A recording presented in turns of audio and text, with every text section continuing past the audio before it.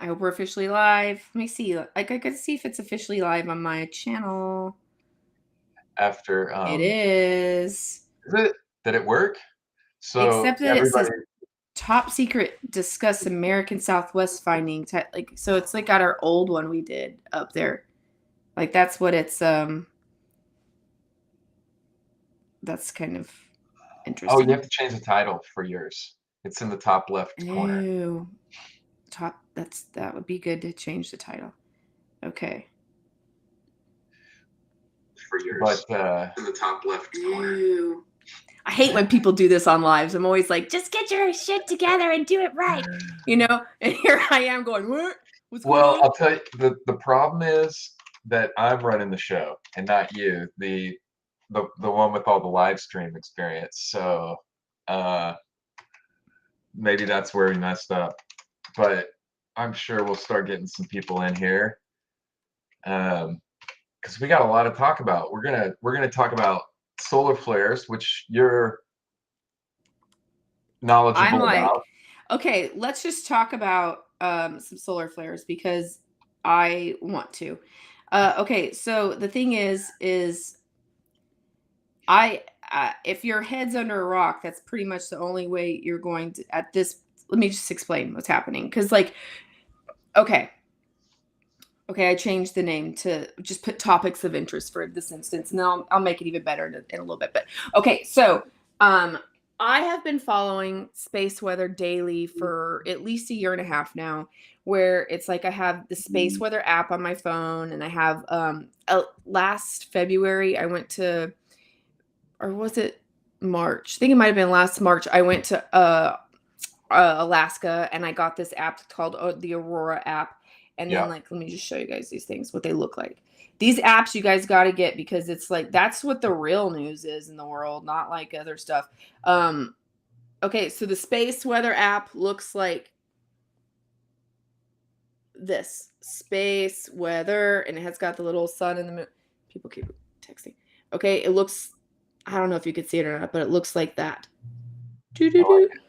Anyway, and then the other app is called Aurora. So the Aurora will give you a map of exactly where the Aurora Borealis is at any given like moment. It's pretty accurate too. Like when I was in Fairbanks, it was showing you like your statistical ability and like where the actual Aurora was going to go. Okay, well, so anyway, with the Aurora, they have something called the KP scale, and that's like a geomagnetic storm.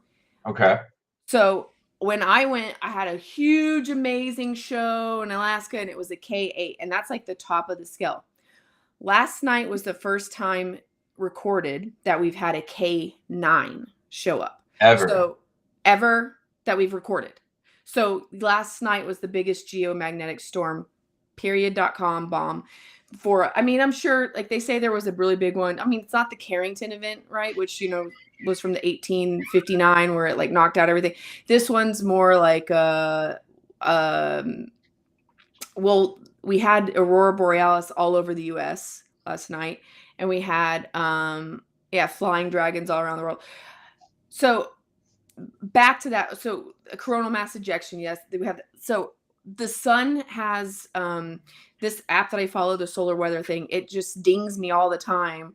Sometimes it pisses me off because I think I got a text message and I'm like, oh, who text? It's like, oh, what? Oh, it's just a solar flare. Oh, damn. And that happens to me quite often. But the thing is like used to like, okay, solar flare or HARP. That's another thing. Pad. I see you there. I don't know who you are, but I'm getting to that. And that's a good thing to think. Okay, so HARPs apparently 2 days ago and yesterday, like from the 8th to the 10th, we're having a testing in the upper atmosphere in Alaska. So some people are conspiracizing, and I'm like not 100% not saying that they're not right, that this isn't actually Aurora Borealis, that this is actually like a HARP experimentation that's happening because it's the biggest geomagnetic storm that we've had, that we went all the way like super down and low. And then when you start looking online at everybody's pictures, they're like pink and purple skies that you have to like hyper focus or, on your phone and stuff. Whereas when I went and saw the Aurora Borealis, it was like green ribbons going like, whoa. Yeah.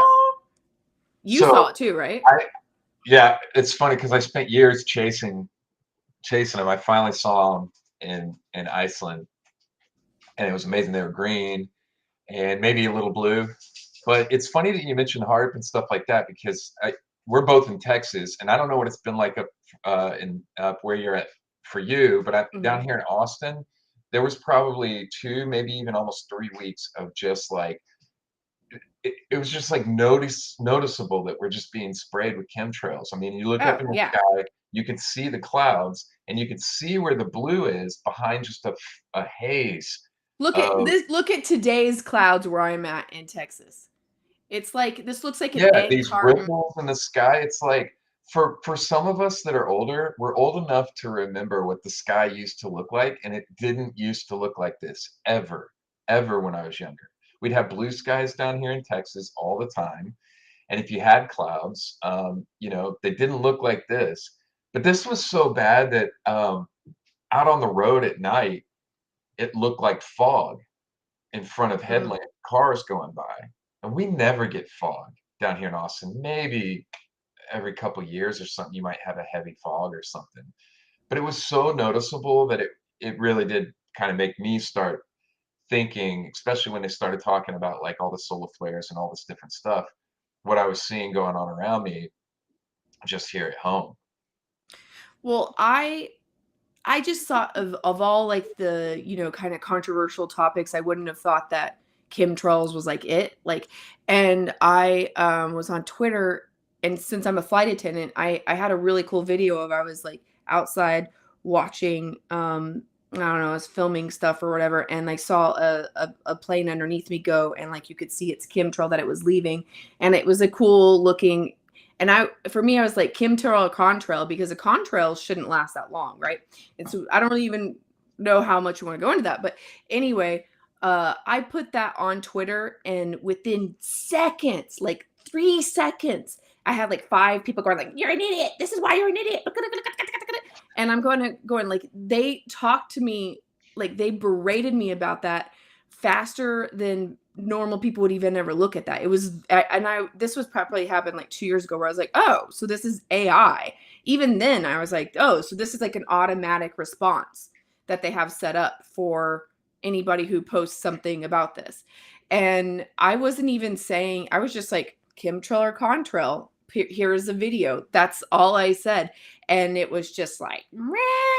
And so then I started paying attention, going, if it's that much of an eyebrow raiser, then yeah, something's going on. But then now all of a sudden you have like the Saudi Arabian news where they're just like, oh yeah, we cloud seed, or yeah, we've been Yeah, cloud seeding. it's not like a secret anymore. And I mean, I have friends that still deny that that's a thing to this day. And I'm like, you can go outside and just spend 30 minutes to an hour and look up at the sky and watch it. It's not this, none of this is the same as 20 years ago.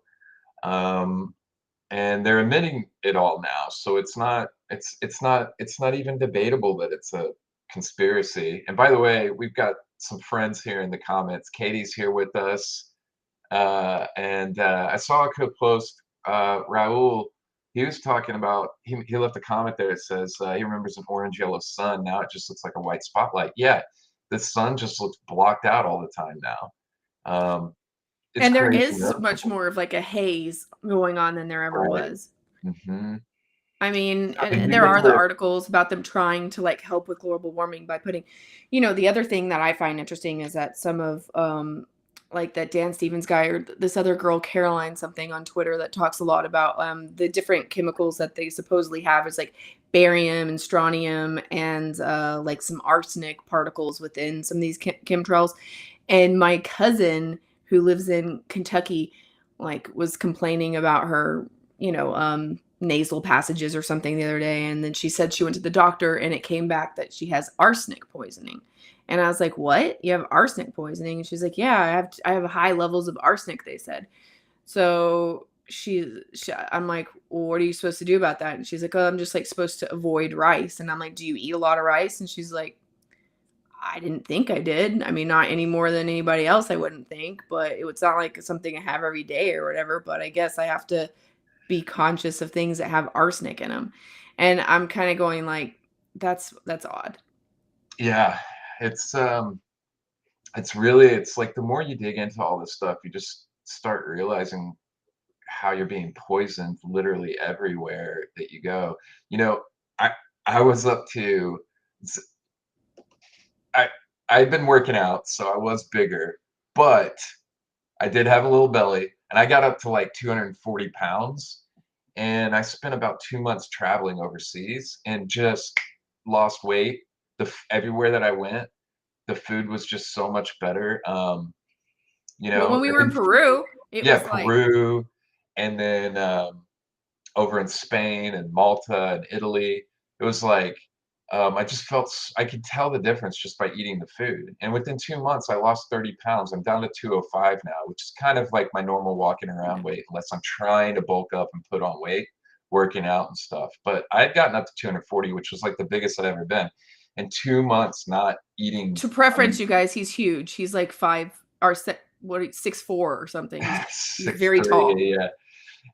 And so it was like, yeah, within 2 months, I lost 35 pounds. So, you know, and I felt healthy, felt, like I had energy. I could just tell the difference so easily. It was great. It makes me want to leave America every time because I travel so much, and the food is so much better, and I feel so much healthier in different places. I just don't think we realize how much we're like poisoning ourselves on a daily basis just by drinking things like Coke and stuff and things like that, which I've I completely mean, eliminated from my diet. But I it's a I lot of didn't. work to like It is. to like read literally every label, look at everything, figure out what the words mean, and Well, it's even change your even diet. with clothing. It's like Yes. like What up, I've crypto? started to try to get cotton like underwear and stop wearing, because I was like looking at all Synthetics. my underwear and it's all like polyester and Yeah. nylon or nylon or all this stuff. And I was kind of going like, actually, I don't know if that's great to have plastic next to your stuff all the time, right? Well, we know that we have they've done scientific tests where we know that we have like an aura or like an energy around us, like and even like ancient texts, like the Bible, for example, Yeah, talks like about don't wear wearing. linen with cotton, or they Right, have like wool or something, and like they right. have like different things about that. And And those things like wool and cotton, they that natural like aura or magnetic field or like energy that we put off, it helps that. yeah, Whereas when you're wearing these synthetics and stuff, which I'm wearing right now, this is like a mix, yeah, me too. mutes that, right? And these Yeah. things contribute to like different type of health issues and stuff like that. Um, and I think we're just like our bodies are so full of just inflammation all the time. Um, And like that's just even one element of, I I'm super obsessed with like lotions and potions and products and stuff like that. And I mean, it's such a challenge. It's so hard to find like quality stuff that yeah, doesn't have a gazillion chemicals that I don't know what they mean in it. It's I it's it's weird. It's like we're being poisoned from every which way. It's like it's very bizarre. I don't even um think every which way. Yeah, I mean, and your if you food, look your air, your water, at your yeah, if you look into the history of medicine, how everything just became oil based. It's like the Rockefellers that took over the medical industry, um, and changed everything, moved everybody off natural and homeopathic stuff and natural herbs and remedies and stuff. But I feel for women, man, you guys got it even tough because you guys are just this expectation for makeup and all sorts of stuff like makeup, shampoo, and all like the amount of stuff mhm. that you guys encounter on a daily basis is far exceeds most of the stuff that I And think men like have to. I don't wear my mascara, and I wear my mascara every day. It's like I would like even when I've traveled with Mike, I'm like, we can't go until my mascara's on, kind of thing. It's like it's but like I cannot like not have it on, and Yeah, then at the same time it's there, it's and it yeah, I like the way it looks. I don't wear it for other people, I wear it for myself. But at the same time, like who knows what's in all this crap. And I just like, you if you try some of the natural brands and stuff like flake salt, it's just not, I don't know what the solution is exactly. I got to figure out The Um, solution's to buy some land, move out onto it, and yeah, you know, exactly, and make your own stuff, but yeah, as much as you can, but then, like, it's just, like, that's a whole full-time job in itself, like, we shouldn't have to, like, you have know, fight have to you live. guys or anybody in that's watching here, leave it in the comments if you have, but have you guys started prepping or doing any kind of prepping and stuff like food storage or different type of supplies? So people are like, grow your own food. Like, I will tell you about this because, like, I'm a gardener and this is like my 4th year gardening. And uh sometimes it's like Yo, your Tyler. carrot. Hey Tyler, your carrot will be like, I don't know, like a $40 carrot by the time the amount of water and soil and all the things you put into it. Like, you have to learn how to get good at gardening. It's not like you could just be like, when the Yeah, apocalypse comes, then I'm gonna start gardening yeah, I'll just and be a it's gonna gardener. be amazing. That's not how it works. You gotta start now because it's hard Yeah, to figure out. for sure. The I started buying I don't know, about a year ago, the emergency food, like putting together an emergency food kit. So I got about like a 6 month supply of food and stuff like that, and getting things like a ham radio and Oh, other I got a bug out bag. Yeah, there you or go. like, Yeah, yeah, one of those bug out. Yeah, like with water storage containers and Mylar bags and all sorts of stuff and big bulk things of rice and beans and um, yeah, even though feel like sometimes I it's don't the like to get time's like super coming. obsessed with it because in the end of the day, it's just gonna come down to if you have a gun or not, kind of in a way, right? Yeah, Like, yeah. I because like like you that can have your meme. Mylar bag and then there's some crackhead with Yeah, a gun who's I like, I like that okay, meme where it's the guy with the guns and stuff, and he's like, uh, "I'm just over here collecting all my guns and ammo, watching everybody else collect all the food for me or right. whatever." You know, it's like, um, yeah. Uh, well, and we live in Texas. I have my guns and ammo, so pretty much everybody down here has their guns and stuff. But um, yeah, it certainly feels like we're just heading full steam ahead towards some kind of Well, that brings me back to the solar collapse. flares. So the thing is you guys like normally like okay, an X flare happens a couple of times a year, and then like this week we've had I don't know like 20 X flares. They're like pop pop pop, and like I can feel them. Like I'll wake up in the middle of the night being like, and I look at my phone and I'll think I got a special text, and nope, it's my X flare text. It's like you guys should be following what's going on with the sun because like that's like they may use it as an excuse for something else, or it might actually be things that are affecting whatever it's affecting. But it's I and the other thing is like whatever they tell us is not actually. So I went to the solar observatory. It's called the Sunspot in New Mexico, which was shut down like in 2018 because they said it like had some pedophile thing or something, and I was like really suspicious of what that was. Because why would you shut down like a solar observation? Oh yeah, I remember that. It was Yeah, that was like a big it was like big news for like a day, and then like it was like, "Oh, it was over." Well, so I went there in person, and like they had 40 something people in 2018, and now they have 2 full-time solar scientists.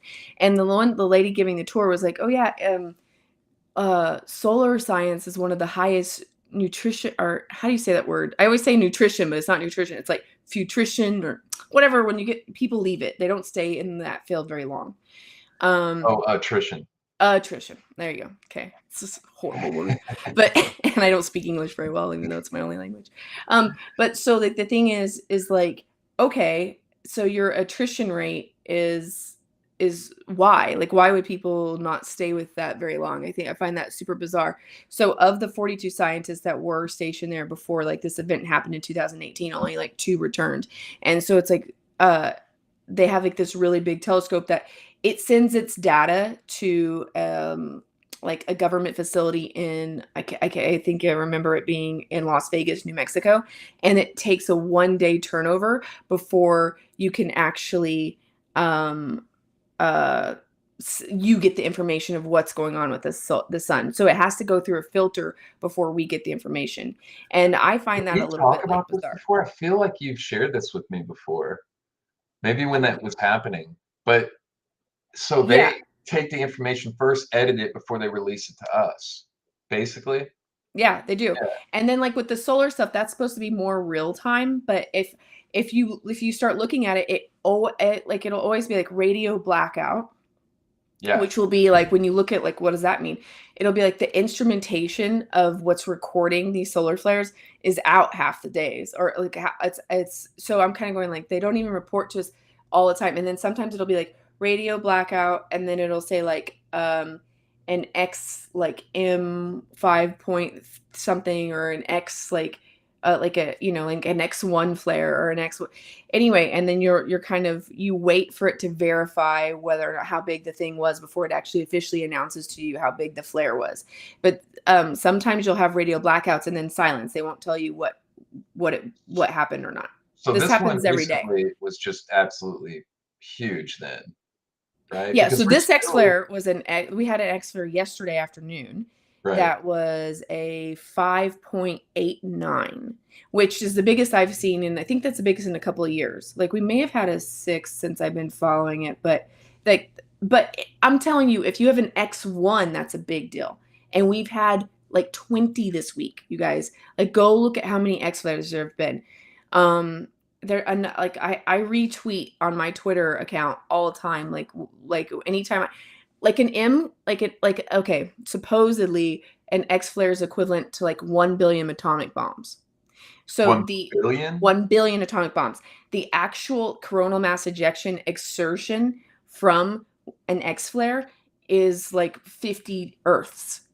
Okay. It's huge. These are not small things that are happening here. And they are not that common. Now we are in a solar maximum, supposedly. Like that's like we're heading into the solar maximum. We're just beginning the solar maximum. Can you explain that? Which should last for 2 years, and it's like on an 11-year cycle. But none solar of it's ever maximum exact. is what? Just high solar activity? Holds, yeah, like solar sunspots and solar activity and all this. Okay. But I'm telling you, we do not know what the sun is. Like they tell us whatever they tell us, I don't believe them. But I'm super conspiratorial. Well, my opinion is I always start with the from the basis of just thinking they're lying to us outright first, and then I build from there. I go from there. So it's like, all these different areas that we get our information from have just been proven to be liars so many, time and time again that, take everything with a bit of a grain of salt. But that's pretty interesting. So you're saying we're on like this cycle of what, 2 more years, did you say? Yeah. So, but they don't ever know exactly when the peak of the cycle really is or isn't, because again, solar science is not a exact science. It's an art, a bit of a way. So yeah, so apparently we are starting to get into our solar maximum though. And so but if this is what we're going to expect, then it is supposedly there's going to be way more Earth activity, such as earthquakes and tsunamis and, like. Did you guys experience any issues with like internet, Blackouts. electricity, stuff like that? I didn't. They kept on warning that it might happen, but I do kind of almost feel like this would be, if they are going to do this whole like blackout, dugout thing, it's going to be in the next 2 years when they can use a solar flare as an excuse if it isn't legit. Yeah, and I wonder what the move is from there. You shut everything down, and it's like, how do you gain more control? Because it's always about control, gaining more control. And you know how I am with my crazy theories. But the thing is like the more I just like sit and think with it, it's like I'm like they're long lived. They don't like, it seems like they don't care how long it takes to do whatever kind of damage it means. Stuff that's kind of happening now, or in the not so distant past, was written about decades and decades and decades beforehand, like plans within plans within plans. And so it's yeah, you're right, the longevity of the outlook is extensive. But here's the other thing I think a lot about, and we've talked about this, but is like, and I saw you post about it recently, is we're on the Gregorian calendar that they just put up like at Yeah, 532. So like right. what year are we even Yeah, in? no, I don't even think that we know what year we're in. No, I don't think we do either. And it's like it's weird how it's been. So when we talk about like years and cycles of these things, we haven't been recording this stuff very long. You know, like when I remember being in elementary school and they would be like, the hole in the ozone layer that's caused by this your hairspray and the CFCs when you open your refrigerator is it's just getting bigger and bigger. And I was like, hey, how long have we been measuring it? Since 1979. And this is like in the 90s. And I'm going like, so like 15 years you've been like, okay. And anyway, it just makes me kind of go, I don't, I don't know. I have lots of trust issues around measurements of what they tell us with measurement things in general. Right. These, it's ozone layer and it was acid rain. I mean, you can Oh find yeah. articles talking about climate change and sea level rise and different stuff that never happened all the way back into the early 1900s. So it's not new. This is an agenda they keep rolling out and pushing out to try to get it to take. And if it doesn't, then they just rebrand it. Um, and so it's like, you know, um, it's hard to, it's frustrating sometimes when you go down some of these rabbit holes because it's hard to keep up with it. It messes you up in terms of like, having an actual grip on what's really going on Well, and it's a really lot of messed times. me up with history stuff. And like Santos has he has a good comment here. He says, the issue with J dating, it's supposed to be a one and dates are off. The elites use any lie or excuse to consolidate more power. So like they say that before 16 something or 1700, it wouldn't be like, oh, person was buried in 1604. It would just say like J402 or something. Right. Um, And I can't remember who the ruler was. I was just reading about it a few days ago that um, more than likely, changed dates to make his reign around 1000, the year 1000. Um, there's some holes in that too, because like all the different cultures in the world would have had to change as well. But like, um, but there's a lot of stuff that, yeah, the J thing's really interesting. I'm glad you Santa brought brought that up. well, okay, and so the thing is like astrology, I was always Oh yeah, poo-pooing it for somebody the just long. left it in the comments. Sorry to interrupt. Oh yeah. The sultans of the Ottoman Empire supposedly try to erase centuries of written history in order for his reign to prolong. Yeah, that's what I was referring to. That's awesome. Yeah. Anyway, sorry. Well, sorry. It just makes me kind of go like, yeah, like not only do we not know what year we're in or like, but I think the relevancy of a lot of it though is I have poo-pooed astrology for a long time. And now I kind of like look at it more in terms of when I used to be in the art world and like I used to work at this like art gallery in New York City and we represented one of the Rockefeller's grandchildren as one of the artists. And I don't think anybody ever bought not one of her sculptures, but anyway, she was kind of like a Patreon of the guy who owned the gallery. So, we kind of had to kiss her ass. So Yeah. before I was able even to get hired, she looked at my astrology chart. And then she was like, I Like remember made her you sit telling me, down and do a whole like reading. yeah, like, she had to approve me based of my astrology before. And she lived by astrology. She did everything by astrology, every interaction. And like, I was just going to, I mean, like, I just worked at a gallery that she represented her stuff at and that she didn't actually sell it at. That's like what, to the level of minute control they had over Yeah. this stuff. Wow. And then the other thing was it was just like depending on like there were days I could contact her, days I couldn't contact her, and like there were everything was Based moved around by. like astrology. Yeah. And so the thing is it's like for me, even if you believe it's real or not, they believe it's real. Yeah, that's funny you said that. I was just thinking that is it, the people in power all share some very similar beliefs. When you some esoteric stuff, when you start getting into all of it, and it's like you may not believe in it, but they do, and they operate. They're in control of tons of stuff, and they operate uh, accordingly. Um, so it's it's worth paying attention to. Yeah, and I definitely think anytime I hear of like anything with uh any of these new technologies like these AI or these things that they're starting to do. um okay, so I work for an airline, and they already we've got a hiring freeze now, a lot of the airlines do, and they're already anticipating, well, like one of my good friends works for the innovation department, and they're already anticipating travel to go down by 50% starting in 2025. 50% Yeah. in 2025. We're getting no new planes. So, like, Boeing, I don't know what's happening with that. Like, there's a whole thing with that. But then, I mean, also, like, in the innovation program thing, she was literally talking about how, like, something that they're looking at is like that's going to disturb the market is actually like flying cars or like these personal, like, drone flying vehicles that they see actually coming in the market in a real way.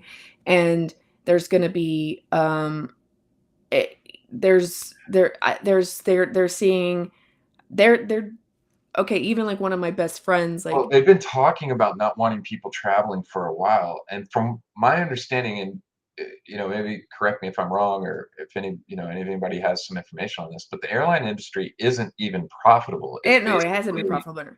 Like, for government example, when I funded, started 10 years ago, a Boeing was $56 million for, like, a to sit, like, 150 people roughly on an airplane. right? Um, and then now, I think it's gone up to, like, 86 million, but 10 years ago, it took, and these are bulk orders, so, like, they get discounts on these. It took 20 years to pay off the airplane. And then the last 5 years of an airplane's life is when it starts getting its profit. But after, it's only allowed to fly for 25 years. And then no matter if it's in perfect condition or not, it's sold to like foreign countries. But the Right. US only allows like the commercial airlines to have their major craft up for 25 years. So they are not making money on your plane tickets. Like your plane costs way too much for that. They're basically credit card companies. Right. That's how they're Yeah. making money. So basically, And cargo. if the government in it, and if there is a global push through governments to limit travel and shut down travel, it's not like that's going to be hard to do, right?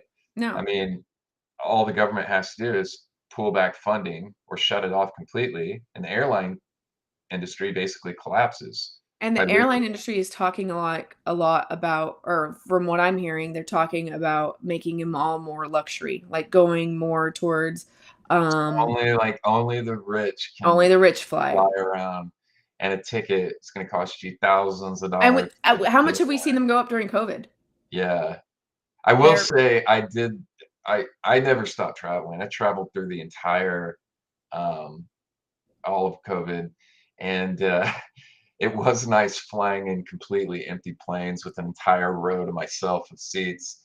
Uh, you know, that was poor man's first class was really nice, having a whole three yeah. seat row to Road. yourself. Pad says airline travel will be reduced during a time of war. I mean, and that's another thing that I you keep on hearing these war drums go off and stuff. And I don't really know if that's gonna end up like you're a former veteran. Like, what do you think about this whole like World War III thing? You think it's gonna be really pushed hard, or do you think Well, yeah, they got we're invested in Ukraine. So first of all, whether you agree with it or not, I'm just stating just observations as a veteran. Um, I served in 2020. I was in the military and the infantry during 9/11. Um, happened while I was serving. So that was a totally like it was crazy. Bases used to be open, and then I was shut down, and then like it was a total change. But yeah, we're completely invested in things like Ukraine and different stuff like that. And you know, the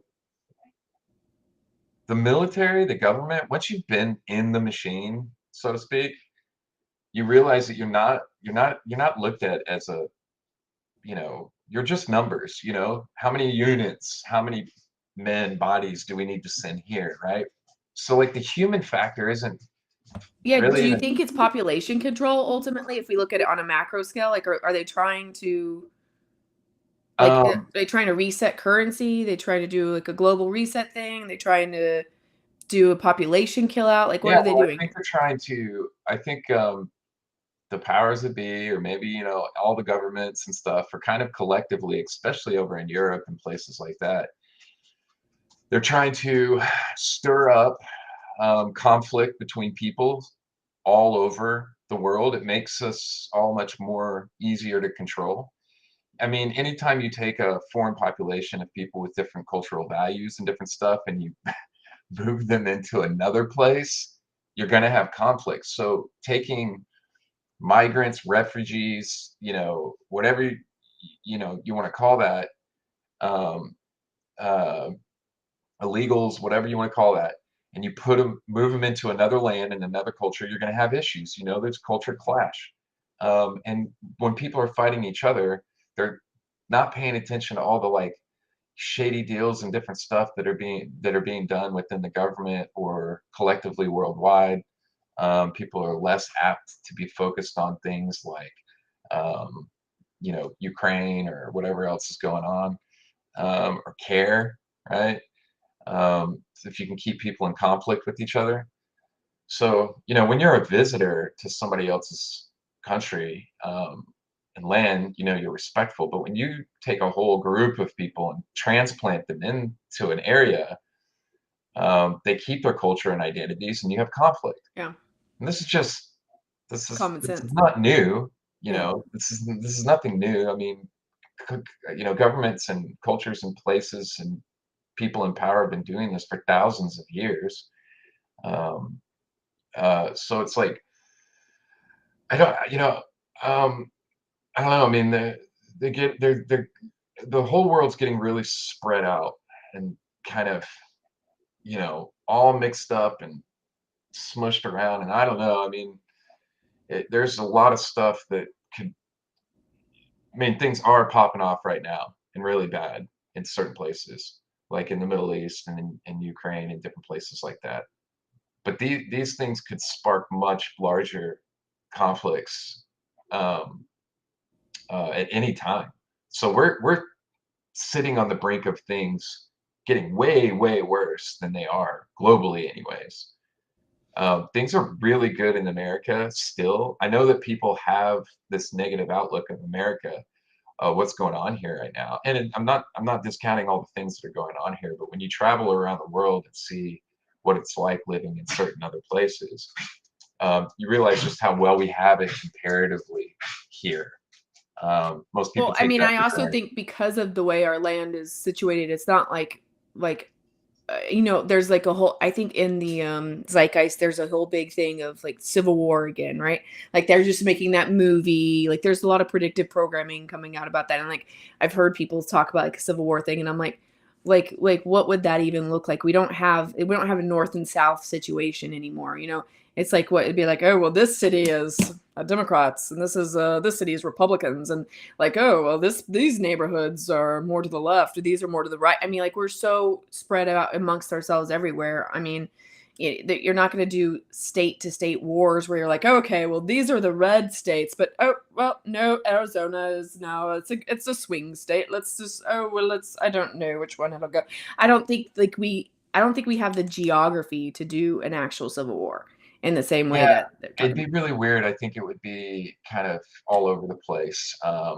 It'd be, I don't know, because the dynamics of like everything's changing too. People are, I mean, we both live in Texas, and we've seen how much it's changed over the last, I mean, I grew up here, and it's crazy change. Austin is a bit different than the rest of the state, but that's starting to change. So I Yeah. don't know. And I just want to shout out Dean. Thank you so much for the super chat there. Dean wanted to ask us What are your guys' thoughts on the alleged upcoming polar shift calamity? Any correlations to the extinction events of around, where'd it go? 10,000 years Yeah. ago? So I don't know. Like I wax and wane on how I feel about all that because like um And thank you, Dean, for that very much.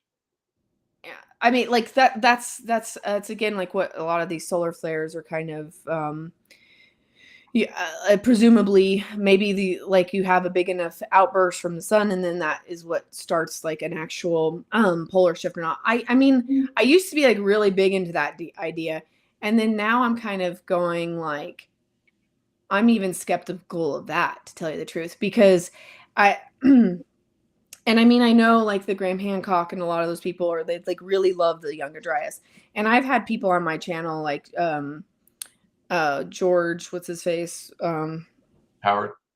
George Howard and stuff like that who love the comic impact theory and all that.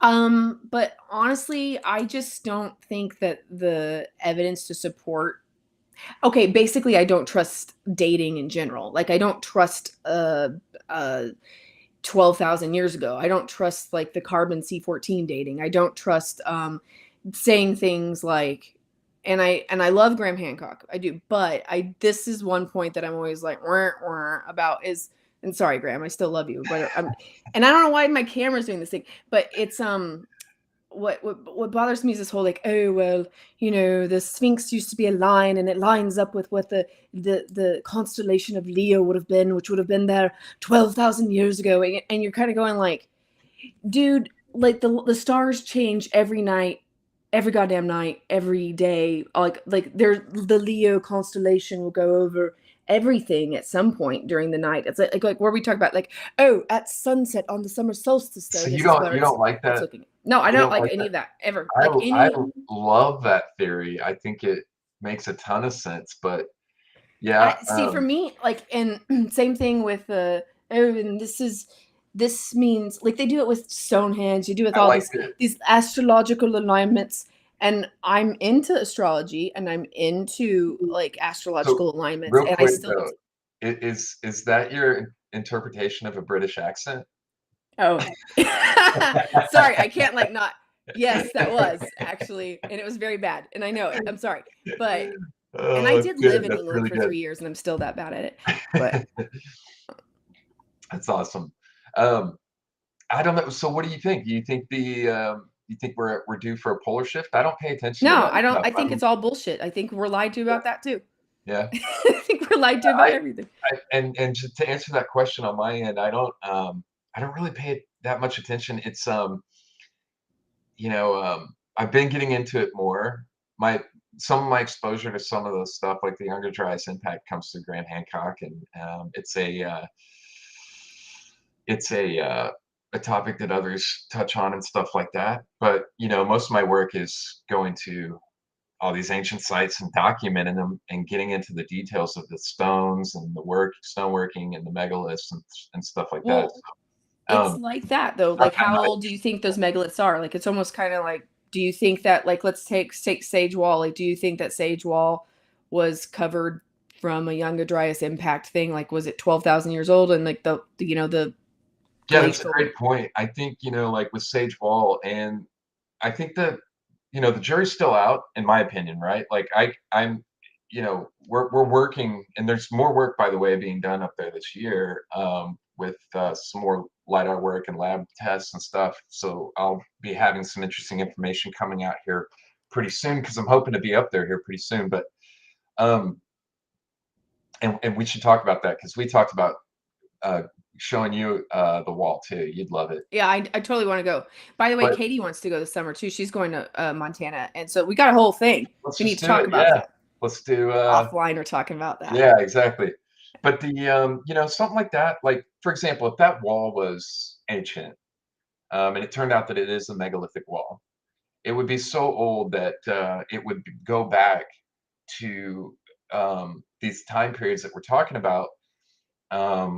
10, 12,000 years ago, and which would explain a lot about how weathered that wall is. So Or even you know, older, who even knows, you know, but right, like and the way that it's in these block formations, but you do have these breaks that go all the way down. It could actually absolutely be explained as, this wall that's in place that also is showing an extreme amount of natural weathering and erosion, which had caused some of these fissures and breaks and vertical seams, that wouldn't make sense if you were building a wall, but does make sense if it was that old, why they're there. So yeah, I see, I but would I definitely think put that Sage Wall if it's man-made back that far. the Um, element that I think that we're sometimes missing when we get to like set on these dates, like again the 12,000 year thing. It's like okay, 12,000 years, but like based on the when we change the Gregorian calendar, is it like where like is it actually like hardcore 12,000 years just from today or not? And then and somebody said something, yeah, the best information about the sun is the suspicious observer Ben Davidson. I've had him on my channel as well, and I like him a lot. He's cool. I just my whole thing now is I'm yeah, going like we can't, even if you take the ice core samples and you took the Milavec cycles where they show like the pole shifts have changed here and there, like you guys, our understanding of rock, and I've done the traditional route. Like my undergrad's like I have a minor in geology. Like I'm a, like and Mike will tell you, I'm obsessed with my rocks. That's one thing.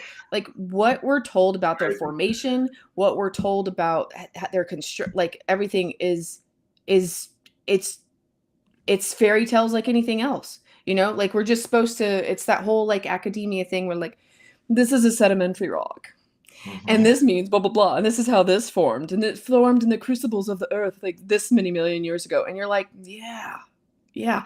And I feel like we do that thing where we like hide and we gloss over stuff with time. We're like, Yeah, oh, you know what? It's because it took millions of years. And we're like, oh, yeah.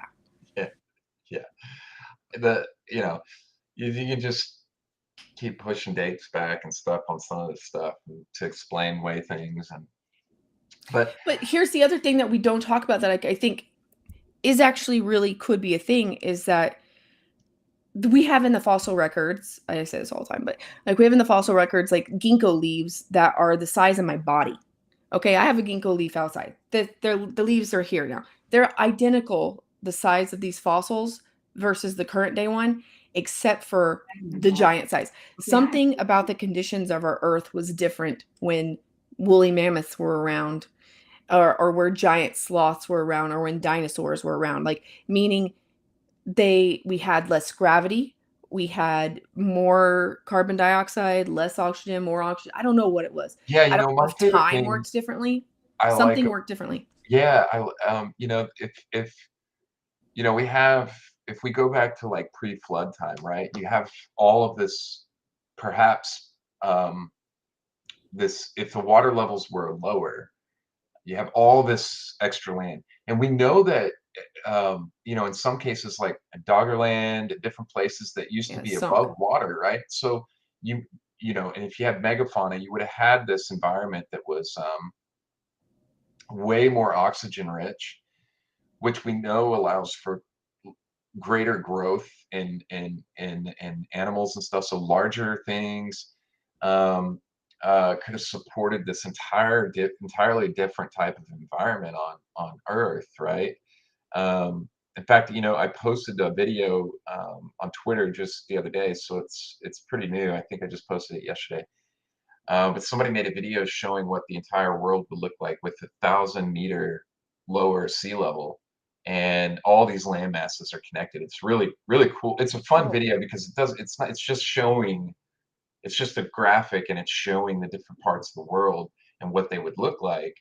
And you would have a land bridge from Europe all the way, Doggerland, England, Ireland, um, Iceland, Greenland, Canada would all be connected. You would have this land bridge from Europe over, and then of course from Russia over to, Alaska, you'd have a land bridge as well. And that video is really cool. It's you can, I'm gonna if watch it. anybody's I'm gonna watching watch wants it to on your check it thing. out, it's on my But yeah, queue. I mean, like, and then there's a bunch of research coming out now saying that there's an ocean underneath our oceans. You know, like there's more water on the planet than we think. Yeah, You know, and then so maybe that supports like almost like a biblical flood kind of thing, where it's like waters don't just come from like nowhere, like they come from somewhere, right? Like they could flood us all, or they could like dehydrate us all, make more land. Like I don't know what's going on exactly. And we have the expanding Earth, shrinking Earth. Like who yeah, knows what's really yeah, going on in the end of the day? But so time is something that I think about a lot in terms of like time's based on our rotation rate around the sun supposedly, and we cannot assume that it's always been that way or that it always will be that way in the future. Like, you know, but everything we look at is as if we're like looking at this big clock where it's like, okay, and then when this astrological thing happens, this Kali Yuga is going to be over, and then this is going to happen, and that's going to recycle this. We can't assume that things are on the same pattern and it stays like that forever. Because once yeah. we start getting into that pattern, then we're going to get like knocked off our, you know, just, we Hey, don't know. David's here. Hey, David. Hey, David. Hey, Ricardo Oh yeah, what's up, Ricardo? Santos. We got some good people in here. Hello. And thank you guys for being in Santos, here. Coco Am was I here on my earlier. channel Katie, too? Tyler, what's up?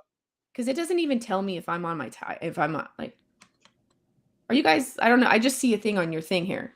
Is it live on my channel? I should check that, right? Yeah, yeah, it's running. I just Okay. have All it right, up cool. there. Good. There we go. Um, I don't know what I cool. just did, but there we go. But yeah, how about we let's switch gears a little bit because a lot's happened in the last couple weeks. It's been a few weeks since we connected. We've got a lot going on, which is why we're jumping in. But there was this big debate recently, apparently. I don't know if you heard about it, I but some watched it. big Yep. debate just happened. And thank you so much, Sue, for that. I appreciate it. I'll check out Suspicious Observers.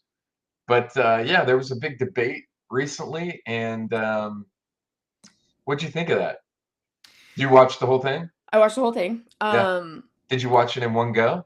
I watched it in one go. I'm Did like you that good. really? It I'm a took me 1.5er. it I took like, me a day and a half, 2 days. you have to start speeding stuff up. Well, I just broke it into manageable bits throughout my days, a couple days. Yeah. I applaud that Dibble dude for like even going up against, like, because it's completely not his arena. So I applaud him for even accepting the debate or whatever. Because I mean, Graham's like extremely well spoken and knows his crap. So like and it's his friend. Joe Rogan's like actually his friend. So it's kind of like, you know, he was going into the dragon's den and you could tell he was super nervous, and I would have been super, super nervous too. That being said, he was kind of a dick like most of the time. And like, you know, there's that. So, you know, I That's the can't general really, yeah. consensus I got. He did come prepared, but Mhm.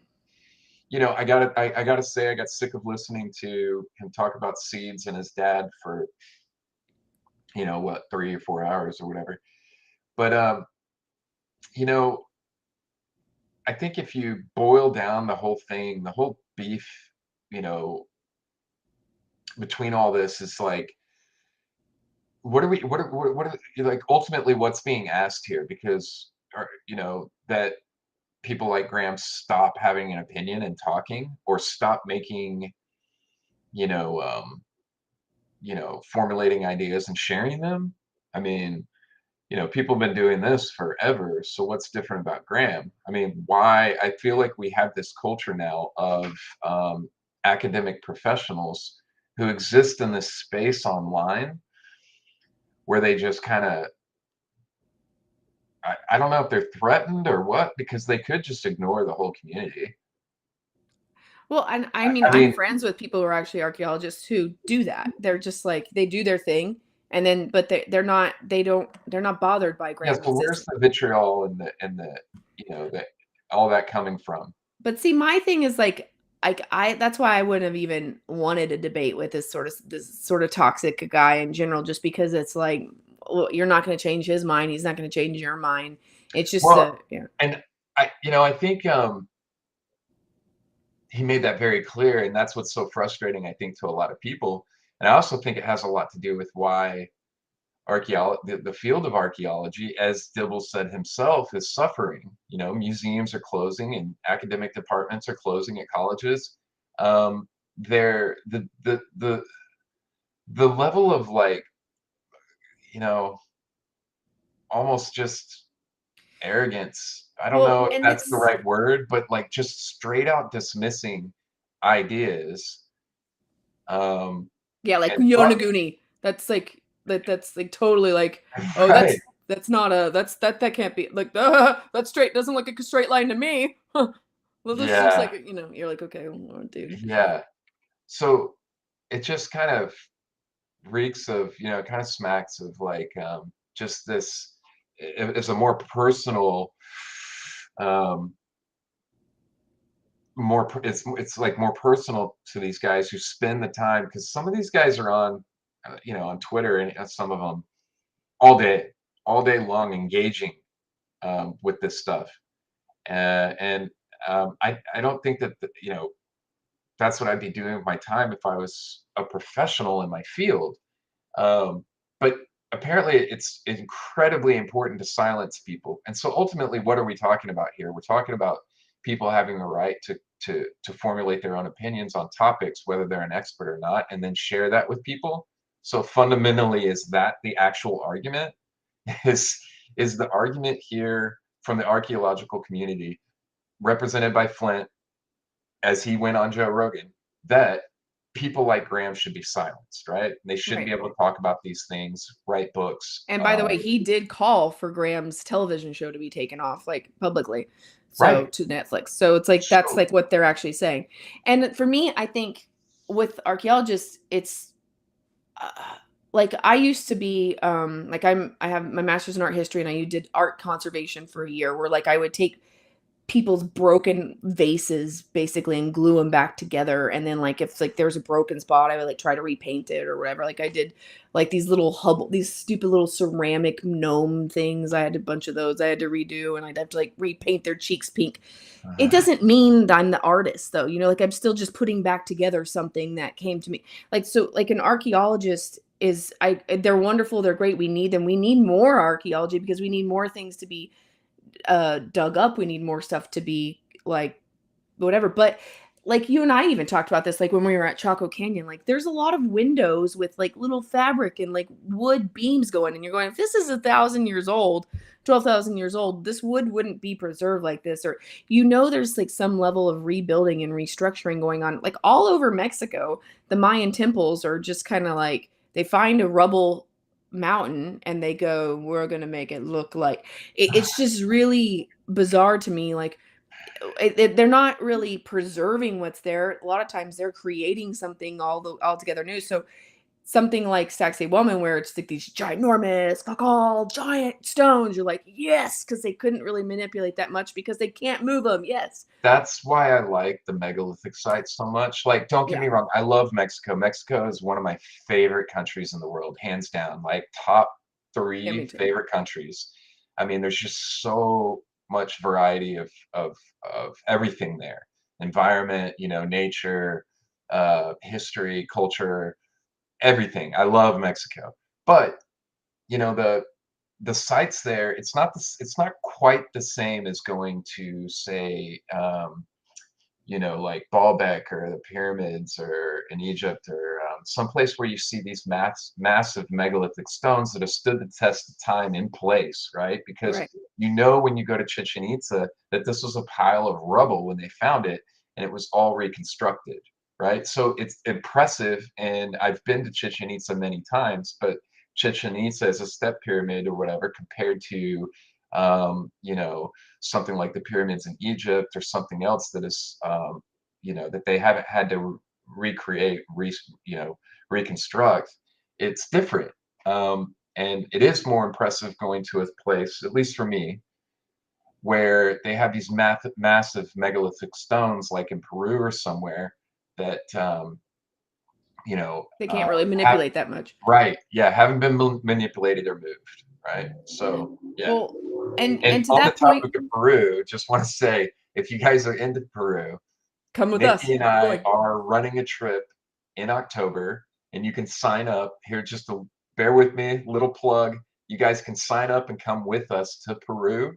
I set the prices really low, so it's affordable for people. You get a week there to hit all the spots like Machu Picchu, Sacsayhuaman, Ollantaytambo, and a bunch of other sites, the Pisco Ruins, and a bunch of other places. We'll be hitting a lot of stuff. So come spend a week with us. I put the link in the description. So if you guys want to come, make sure to come check us out. Yeah, and do come, guys. Like, cause like we're not guaranteed to do this every year or something. Like we don't know how like we're gonna do this. And before we get into this World War III and before the elections, this is a good time to do Good it, time to guys. do it. Good time to do it. Yeah. And this is going to be a good one. Yeah. Yeah, But be over a week in Peru with me and Nikki. And there's some other YouTubers joining us. I won't call them out by name because I don't know if they want to, be put on blast like that. But there's quite a few other YouTubers on this trip that are coming with us. That'll yeah. be fun to hang out with. It'll be a good time. So we'd love it if you're able, if anybody is able, if you join us, it'd be fun. And and Cusco is like it's the cream of the crop of the megaliths that I know of, Yeah. honestly. I don't know, Egypt, but other than that, Cusco is just And like, and honestly, Egypt has amazing stuff, but like the concentration, I mean, and you have to go all down like to Luxor or, right, I mean, like there's other places besides just the Giza Plateau with the megalithic stuff, but like Peru, like the actual, like the proximity of how close some of these things are is just right, like, what? right. And it's like, it's everything's right there in this town that you can walk around safely and enjoy, have good food. I mean, you can go in and get a Starbucks and then just walk down the alley and see a megalithic wall. It's like, so it's like, and then you just walk up into the hills there, and you're at Sacsayhuaman. You can spend a whole day up there exploring around and And there's checking things caves out, around there, caves and like stuff. Yeah, Zone all sorts of X and stuff stuff. to get into. There's Yeah, crazy stuff. Um, but okay, so like not to completely, but back to the archaeology yep, thing or the traditional archaeology thing there real quick, because that like I don't mean to like shit on archaeology as general because like I do, like I said, we need to have some form of, like let's dig this place up more. But just because you dig something up doesn't give you any more authority to say like what it is or isn't than anybody else. Like just because you were the one who undug oh, look at this is the stick that I undug, then it's like, okay, and I said this is for birthing rituals and fertility. Okay, well, I say it's a makeup brush. So like I mean like well we don't have to, your authority isn't in your ability to undig it from the dirt. And I mean, I know that they spend more time with it, so they have a little bit more contextual clues and this and that. But it doesn't mean that other people can't have their own opinions and look at it and come up with other alternative views about things. And that's just not just like archaeology is just one like very materialistic, visceral view of this. But this same sort of concept goes with a lot of stuff. well, and I think someone like Graham, who's traveled so extensively for so long and been to so many sites and stuff, like certainly has the right Like to Yonaguni, he have, literally dove right, it how many times? Like, right, certainly has the right to have an opinion and share that opinion, and his thoughts, and put together his work and theories and share that with people. So I think it really comes back to kind of what I said earlier, is ultimately this is more of an argument about free speech or censoring people outside of um, their field of study. And when you break it down to that base level of a kind of back and forth of a debate, um, I mean, I'll always be on the side of people, non-censorship, right? Which yeah. comes with things that aren't always great and you don't like to see or hear people say, but people you gotta learn to tune that stuff out. Focus on your work, like doing your work, and uh Well, yeah. and then I hate the whole like I always thought this was crap. This whole like the racist pill thing being thrown out there. Like, oh yeah, well, you That know, was crazy. so just shitty. That was just Yeah. so shitty. And it But it was like really, such a low blow, obvious trying to get a person canceled just for canceling's sake. You know, it's like, oh, he's using Viracocha, or like, okay, well then he's like he's saying that it's like I mean, yeah, it's I pretty think there's ridiculous. when people behave in that manner and come after you, as far as I'm concerned, the gloves are off. Like anything goes after that. Like, Yeah. um, you know, because that was just so low class. Uh, But that is my point into as like with grandma can I don't know. I mean, you're actually good friends with him and you guys meet for dinner that night? Like did he say it went good? Did he like it? The but debate? yeah, we met up the day after, and Graham has a lot going on. He was, kind of worn out. That was a long debate, and yeah, 4 hours or something. yeah, right. And so yeah, it was really interesting to hear from him firsthand, right afterwards. And Grant's such a gentleman and just such a good guy, kind and caring and He and did good. supportive. And so I don't think I don't think you know. I think Graham's got plenty more to say, and I'm looking forward to hearing him, what he has to say about everything when he's ready. But you know, I mean, all in all, I think it was a good debate. I will say this: I think Joe did. You couldn't have picked a better moderator for something like that. Um, uh, he kept tensions down and guided the conversation, and I think he held both guys' feet to the fire on topics and yeah, he was a good about certain moderator. things, which was good. So it felt very fair. Didn't feel like at all like like Joe was ever playing favorites. Yeah. Yeah, I don't know. I just feel like why give that guy a platform? In retrospect, yeah, it's like, you know, um, because ultimately I think it just made, I don't know that it changed any minds one way or the other, right? Like, um, as far as this back and forth between the archaeological community and the, what do we even call it? Ancient alternative history, whatever. Mhm. It's like, people are entrenched, I think, in one side or the other. And for me, the whole thing centers on being able to explore ideas outside of, accepted norms, to push the boundaries out further, to make new discoveries. And by having an imagination based around things, but also just like common sense from certain things that I'm seeing. I mean, you know, um, traveling around the world and seeing as many places as I have, it's undeniable that the connections between places on continents around the world, at sites around the world that are supposed to be separated by sometimes hundreds or thousands of years, um, but showing the exact same types of features in their stoneworking, symbolism, cultural stories, and myths and legends, and all that kind of stuff is just kind of like this, thing that comes together in terms of common sense of painting this picture.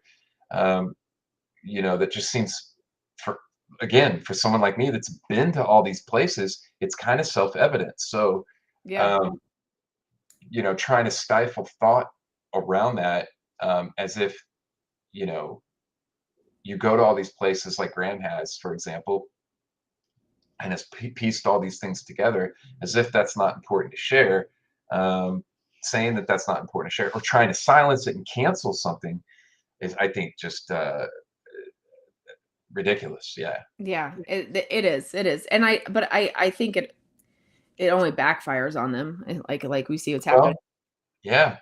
Like, I mean, he said it himself. It's like they're, they're closing museums, they're shutting down, you know, academic programs and departments and universities.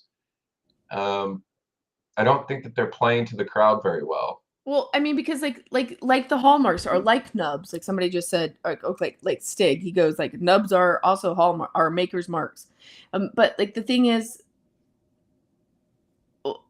if you just ask like what is the nubs, like there's no even Yeah, consideration of like okay, like what why are there like basic questions like why does, I don't know, like the Osirian in Egypt and like lots of parts of the construction in Cuzco, Peru look so similar?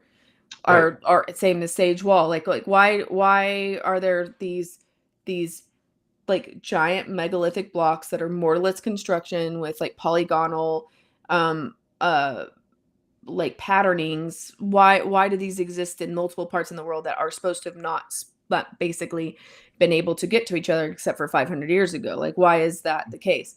And they will just be like, oh, there is no correlation, there is no. Or they just dismiss it outright. Yeah, they won't even Out answer of that. hand. Doesn't look like it to me.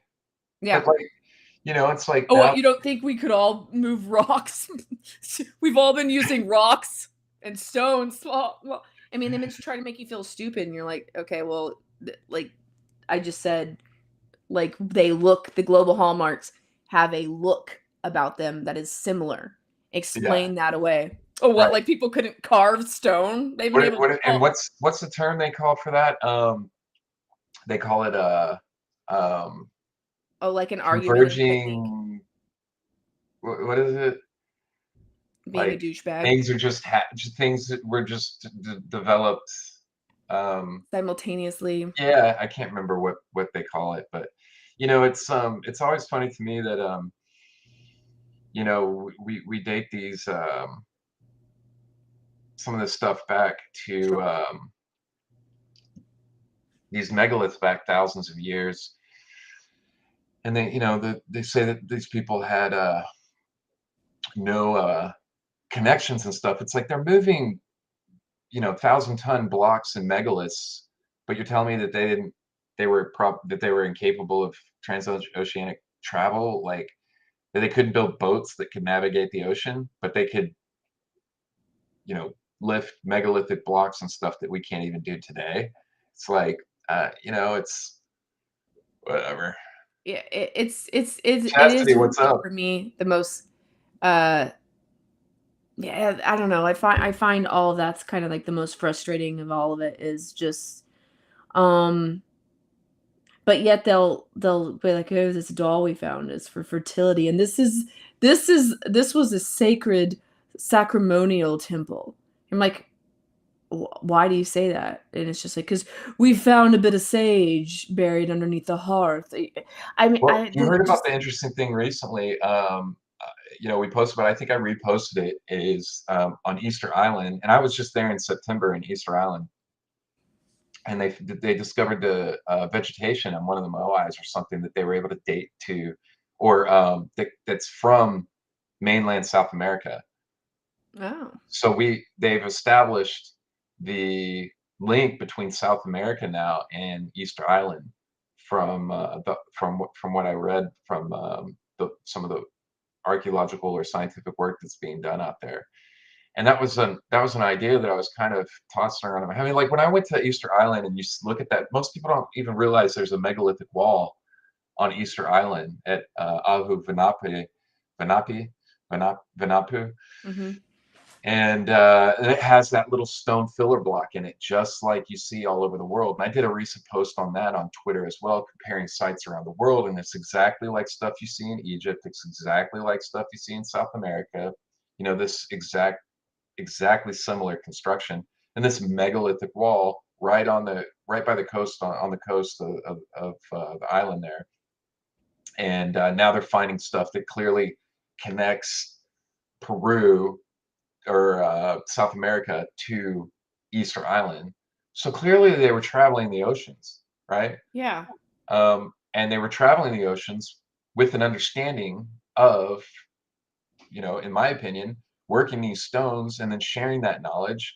I think it was shared, or I don't, what Graham is proposing of is not, Not it's it's not actually far makes more fetched, sense than the other, and except to be like, no, some Polynesians accidentally floated on a raft, and then they started a right? community there, in all complete isolation. It was, I mean, like what they actually think they'll tell you how things started. You're just going, well, it made way more sense that we were global before they're saying we were global. Right. Yeah, and there's a lot going on that gets dismissed as pseudo archaeology or whatever when it's just kind of common sense.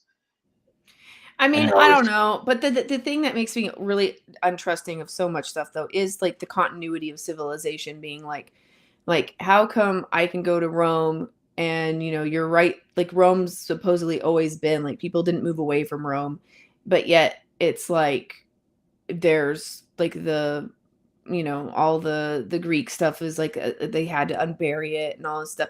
I do kind of start getting into maybe there were like mud floods or how things just seem to like go away very instantly. Um Civilizations everywhere, whether any of these Native American populations or what, it's like they're lived into and then they're just like abandoned overnight. That's a very common theme. And then we don't really know what the hell how this happened. And right. I don't understand that. But Yeah.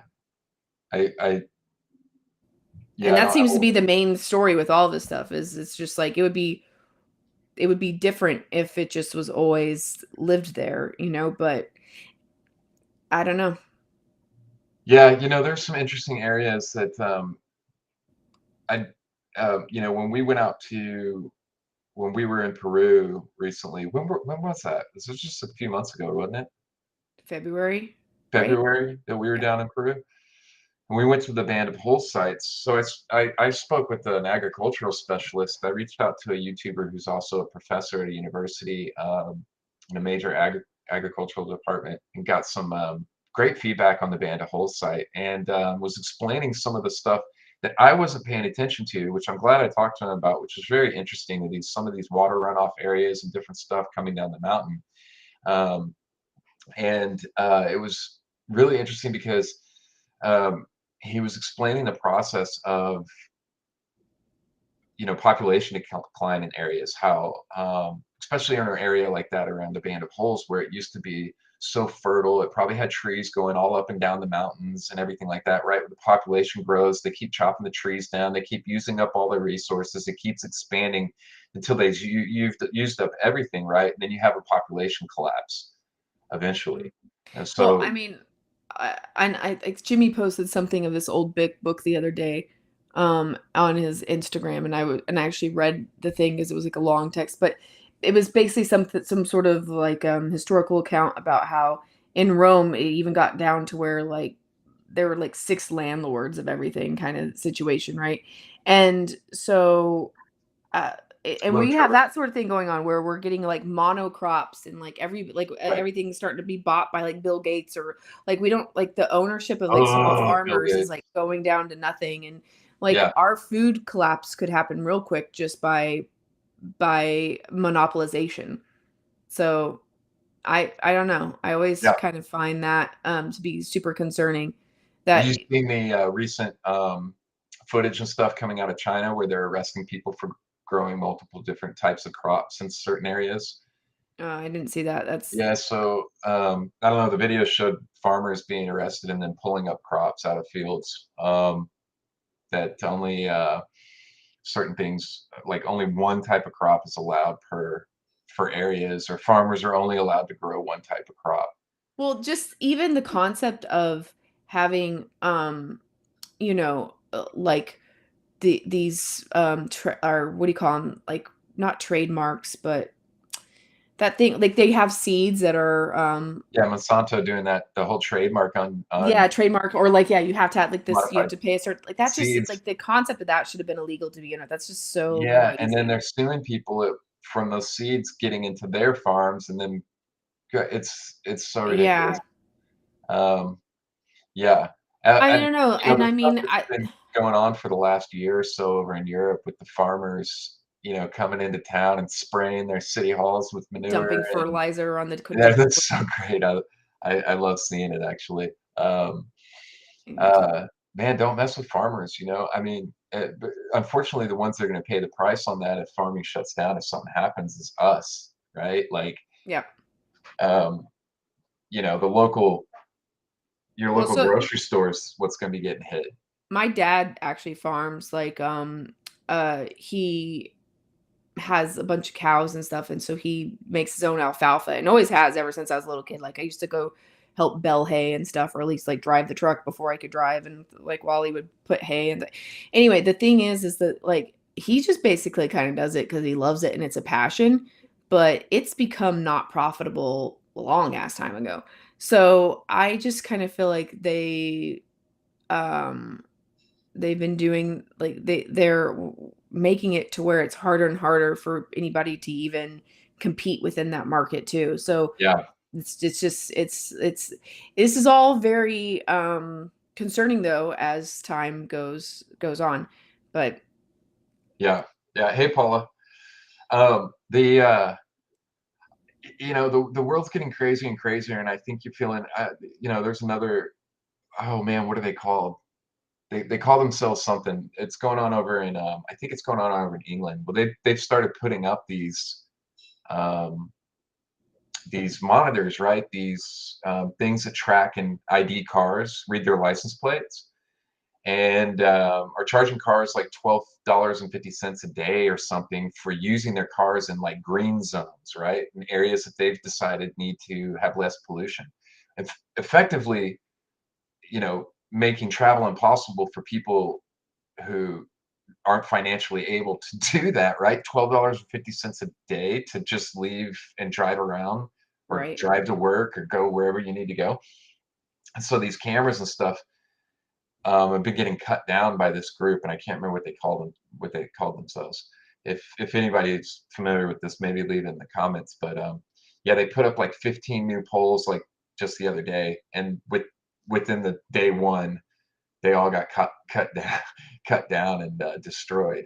And it's see, crazy I think because that's funny. They were getting potholes fixed by putting big pictures of penises in them because like they're not gonna fix them unless like there's something like that, right? Like so they put like these big, like I do kind of feel like on more of like an empowering note, like I feel like we have this knowledge. They whoever they are doing this stuff, like, but you have to like not give your power away. Like we're saying, while you still can, if you can, like I've been garden. You may get 3 vegetables a year, but eventually maybe you'll get 10 and maybe you'll get like 50 and then you'll get like 100 and then you can start giving some away. And I also feel like all we can do is the best we could do with like we have this knowledge and we can see what they're doing, but we don't have to accept what they're doing. And we right, don't have to, and then here's the other thing that like I've really started to like get uh conscious about, I guess, is the whole like you are paying your attention. Like, what are you paying your attention to? Like, this is a very costly thing. Like, before this stupid thing, I used to like paint and draw and make stuff and use my hands a lot. I used to actually like do stuff. And now I play Dr. Mario. Like I play Tetris and listen to podcasts, and you have to be very cognizant of like I've recently started going like, dude, YouTube sucks. There's nothing good on here because you know what? Like, watch. Actually, this is so funny because like I am just a serious dork, you guys. I am not like a person who looks up like normie Kardashian kind of things. Okay, let's see what YouTube shows me. Oh, it's got us on there. Okay, cool. All right. Look at the shorts it's showing me. Like yeah, it's garbage, unsexy man. products that just work or consistency is the goal. Actually, that guy's funny. I do follow him. And that makeup girl's pretty funny. But like these other things that they're showing me, like body transformation in 3 months. I look up rocks, you guys. I look up weird theories about are we in a simulation? Yeah, Okay. I don't look at hair care products to avoid at all costs. This is what it's showing me now. I don't go yeah, on here anymore because I don't give a shit about any of this stuff. So it's like we have to really, really start being cognizant of where we pay our attention to. right. Yeah, And so totally now I agree. have to like specifically look up like, oh, what is Mike doing? Oh, what is Stig doing? What is Ricardo doing? But which is hard because sometimes I like, loved it when it would tell me what the people I supposedly subscribe to do. But that's just like one little It's place. funny because I subscribe. I don't. You know what? Now that you mention it, I don't think ever, not once, that I can ever remember has one of your videos come onto my feed. as a Yeah. suggested video. And now that I think of it, I don't get suggest I stopped getting those suggestions, and I get more of the suggestions of stuff that I watch when I'm trying to just, like, turn my brain off at night, right? Right. I'm a kind of a comic nerd, so I'll 7 watch, like, uses for sci-fi castor comic oil stuff, you know, or like, yeah. and that's all I get. Or yeah, it's garbage stuff like you were talking about. Yeah, but my friends and stuff and people that I interact with, on YouTube, I don't see any of those suggestions. Um, yeah, it's like this algorithm that's slowly guiding you towards more and more brainless content, right? Yeah, that's exactly what's happening. And now And you look back and it's like I remember spending, the whole reason I got into this because I'd sit for like 10 hours just binge watching ancient history videos on YouTube. And yeah, me too. know, And I used to be like addicted to the novelty of the new stuff I was like finding out or like be like, "Oh my gosh, look at this is blah blah blah blah blah." And now I hardly ever see anything new. It's right, just like even this like we're in echo chambers and they want us in echo chambers basically. And yeah. that's the thing that I'm just like and if you guys think there's other platforms that are better, let me know because like I mean I'm on Rumble and BitChute and all that stuff. I do feel like we need um yeah, see this like YouTube has really dropped her quality by the way. It's yeah, it's just like it's really hard as a consumer, even not as a YouTuber person, but I'm talking about as a consumer, I'm having a hard time even finding good stuff to pay my attention to. But so my thing is like this AI that's coming and all this stuff that's going to be coming with like they're going to try to block you out in this and like go to a cashless society and try to redo the money and blah blah blah blah blah blah blah. Um uh oh cat my other platforms are BitChute and Rumble and stuff, but like I don't know. I need to like get better at posting and all that other stuff. But anyway, I think you have to resist, you guys. You have to resist. It's with everything. You have to like you don't have to just because they want this and just because this is the way they're funneling us doesn't mean we have to be like compliant guinea pigs. We can just be like, be like a cat that's really hard to herd.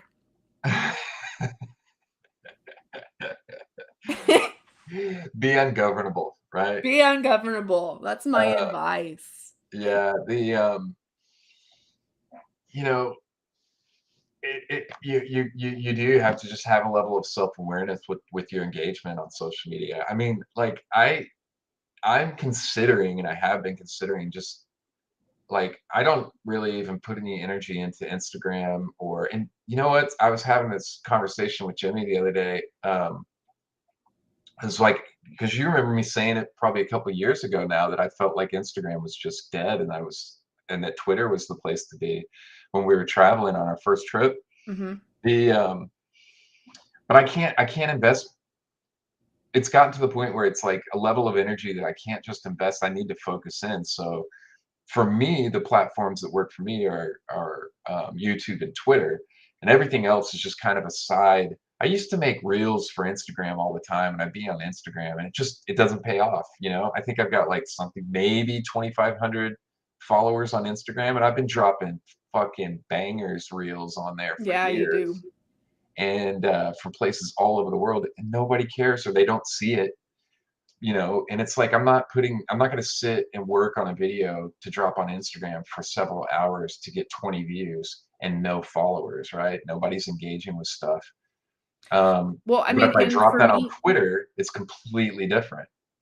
Or for me, YouTube guys, Shorts. it's like I know I've been kind of absent from you or from everything for like the last like a couple months or whatever. And the thing is like I don't make enough. I don't make anything off this hardly. So it Right. ends up being just kind of like, um, I mean, I've been doing it 5 years now, and I'm at a point where like I just get a lot of hate and a lot of abuse a lot of times with my comments that I do get to see. And so I'm just kind of going like, what am I Fortunately, uh yeah, and what's the point exactly here going on? But and for example, like the people who've signed up for like our trip through me, I've known. Right. you know? Yeah, yeah, And yeah. like, so I'm just kind of going like, I'm not 100% sure the value that this social media thing has, because if I look at Twitter used to be, I like met amazing people on Twitter, like back when it was like owned by the dictatorship supposedly. But Right. since Elon Musk took it over, it's not like it's improved for me. I even bought the check mark for like the first year, and it didn't do any good for me, because like now whenever I post like, hey, I dropped a new video, 3 people see it. But if I go like, oh, here's a random picture of a ruin, just say like thoughts, there'll be 10,000 people see it. So Right. it's like, if you do anything that wants to lead it away via a link or a video away from Twitter, it won't, Mhm. it's like the algorithms like do not promote. Yeah. Yeah, for sure. And I don't post just straight links anymore. I'll just do a picture and then say link in comments, because otherwise it'll get suppressed or like nobody will see it. But like, you know, I found ways to get around stuff and facilitate growth within Twitter, whereas platforms like Instagram and Facebook are like pay to play. And I will say, like, what you mentioned just a minute ago is like I'm not making any money off of this to pay the bills. It's certainly not enough to fund the travels that I'm doing, right? So this is all coming out of pocket. So it's like you do have to find this balance of you know what you're doing. And when I see hate towards people like YouTubers and stuff that are putting out content, it sucks, because I know as a YouTuber that everybody that's doing this is doing this because they found something that they They're actually love passionate. and they're Yeah. passionate about, right? Because whatever they're saying that people are, I mean, you got to really be hitting some major numbers to be making a living as a YouTuber. Like I mean, millions. major numbers, like hundreds and hundreds of thousands or a million plus platforms to be making enough money to pay the bills and do things like travel or different stuff and just focus on YouTube and social media. Um, so it's like, and the other thing is something that you mentioned that I don't think most people recognize is like, when you wake up every day, and this isn't the 90% of what I get is generally is positive, right? But you do wake up every day and have somebody and go check on your account and see somebody in there going, "Hey, you stupid," it's Yeah. like, "Hey, Yeah. you're an idiot," and it's like you hear it, you see it every day. Somebody leaves once you get to a certain level. Somebody's leaving something ugly every day, almost. And so it's like like we were talking about, like you kind of get like Jaded. you have to learn to tune it out. You have to learn Yeah. to tune certain things out and not pay attention to it. But Um, so part of this me is whole also aspect of at a point where like I have a lot of actual data and a lot of knowledge about hallmarks and a lot of these subjects, and I'm like writing like a big dissertation right now of like, I don't know, I have like 60,000 words so far of like about of time, and really deconstructing like down to them about how like they've even changed our second. So like I mean, just about like how we are constantly being like, we are always cognizant of the passage of time, like a whole thing on time or whatever. But I'm not gonna give stuff away forever for free. And like I'm getting to a point where I'm like, I think I'm gonna create a class or do something, and if people want to watch it, they could do that. But like I didn't waste years of money traveling myself and researching so that you can just shit on me for free.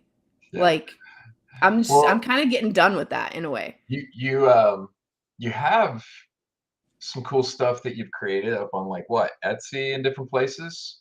That do you still have those things going? Oh, like my shirts and stuff. Yeah. Oh, yeah.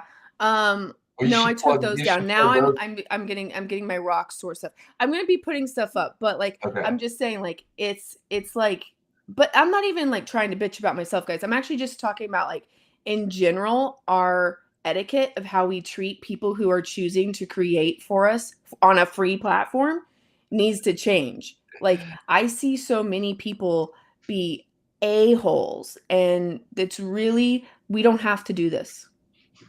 Yeah. If you don't like somebody on here, go watch another video.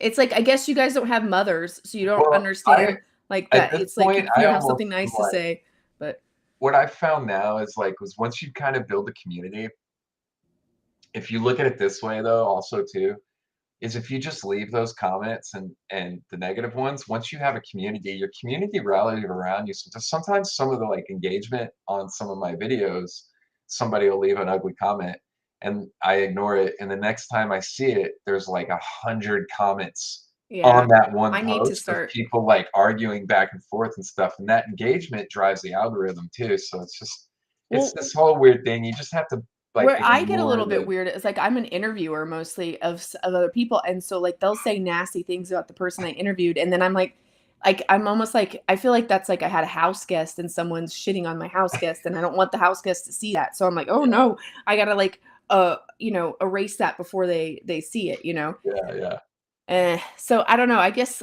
we're real humans behind these thingy things. So True.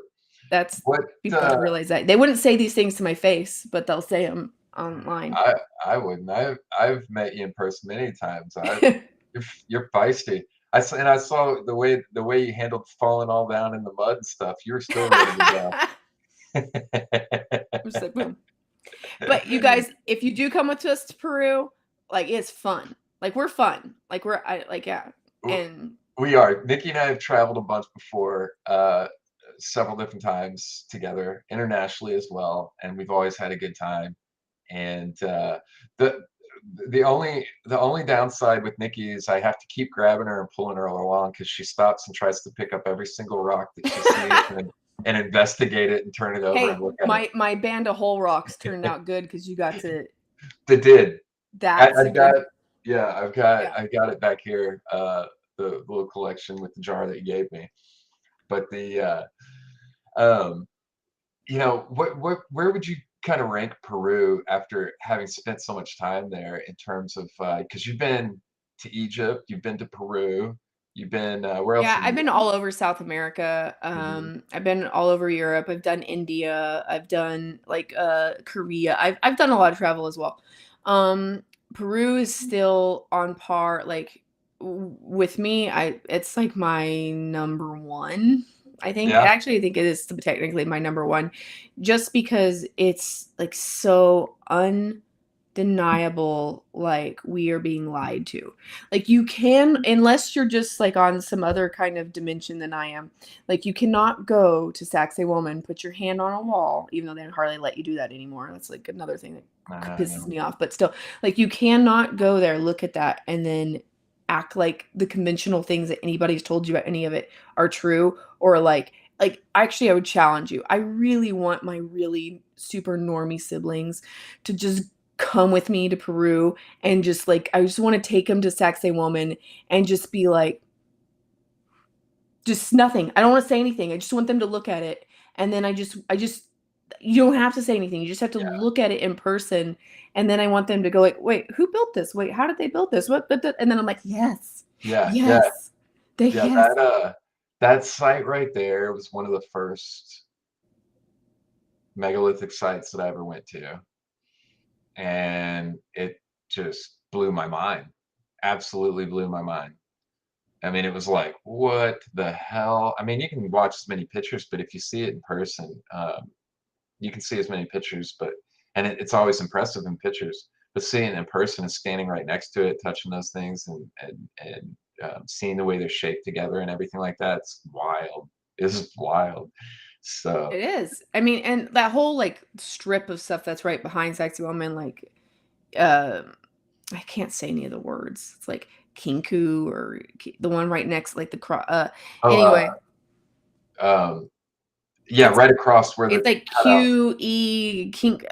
I don't know. Are you talking about I Coricancha? Coraconcha is Coricancha's well, down. no, the Coraconcha is like the I'm talking about like Zona X, like you're doing Right. like Yeah. the Monkey Temple, like down Yeah. there. Like there's some stuff that uh that's all like in that strip.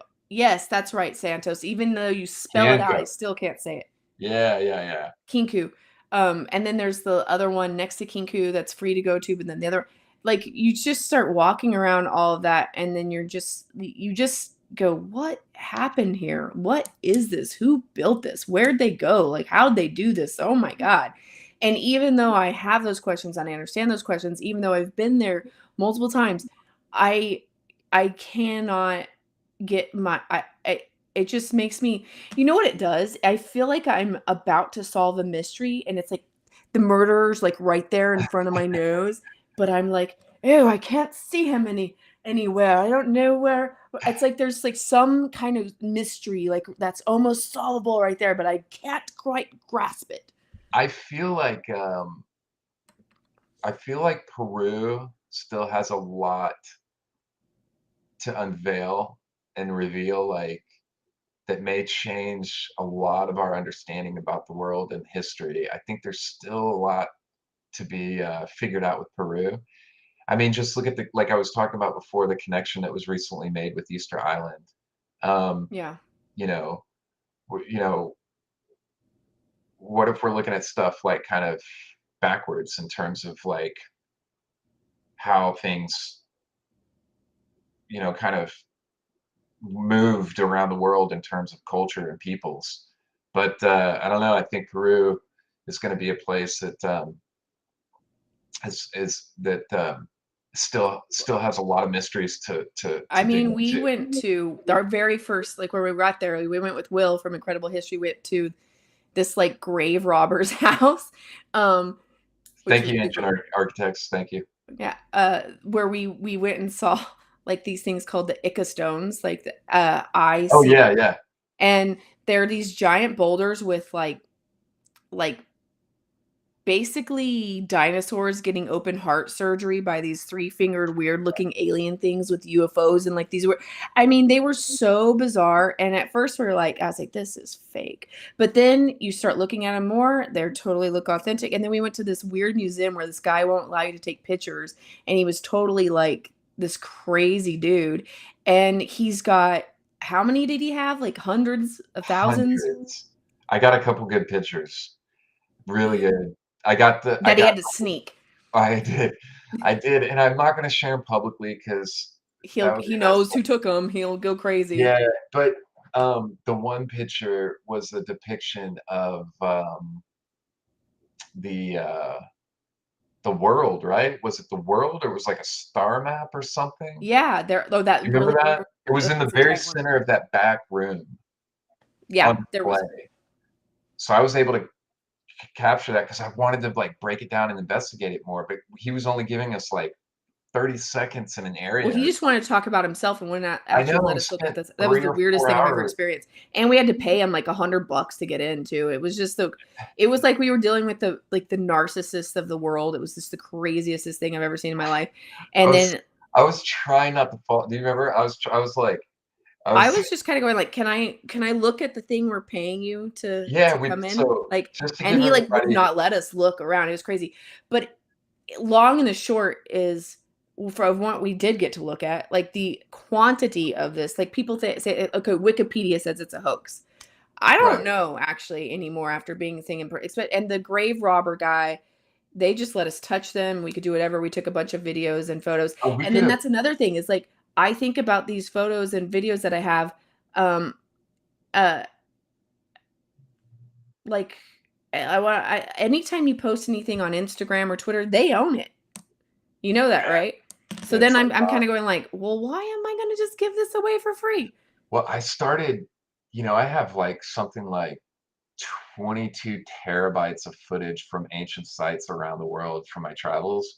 So I've got years of work to do to try to get all of this out to the public. But I just recently wisened up enough to start putting like my my company logo or my at wondering Yeah, you totally need to. whatever across my pictures because the level of like getting ripped off that has happened to me over the years and not getting credit for stuff, it's not like I'm like chasing credit or anything, but it would like be nice to be acknowledged, especially from the big channels that are using That stuff. reuse your repost it and then Yeah, well, it's if you always the one with the AI voice that has like 7 million followers, and it's like the whole video is just like clips of other people's content. But anyways, the pit the top 10 places to see in the world. Right. Yeah. It's always those channels. Little known places you never heard of. And Yeah. it'll be How like, do they have the they just went to hugest Wondering following. Mike's video. And I'm like, well, why don't I get that kind of? Yeah. That's funny. But the dinosaur guy, that was a fun experience because we paid, I don't remember what we paid, but we went to saw. So if anybody's not familiar with this, there's these stones all over Peru that have supposedly They're in this one river area. Apparently, right. And we're talking about as little as like this big to as big as Massive. like a 100-pound boulder. Thousands of them. And so this one guy has the largest collection. He has thousands of these stones, and they all have this artwork on them, right? And we were allowed to go in there and see the place, but we had to pay him to do that. We weren't allowed to film or take any pictures. And then we had to sit there for like 4 hours and listen to him talk. He gave us a whole lecture. Tell us about how the royal family have all come to see it, and right. And then there's like a picture of Shirley MacLaine like holding one of the rocks and stuff. And you're going, that's great. I love your celebrity. Like, looks like you work at an Italian restaurant. That's great. I love all the thing. But can we look at the things? Yeah. And we just he walked us through. And he would get nervous when we would start looking at him.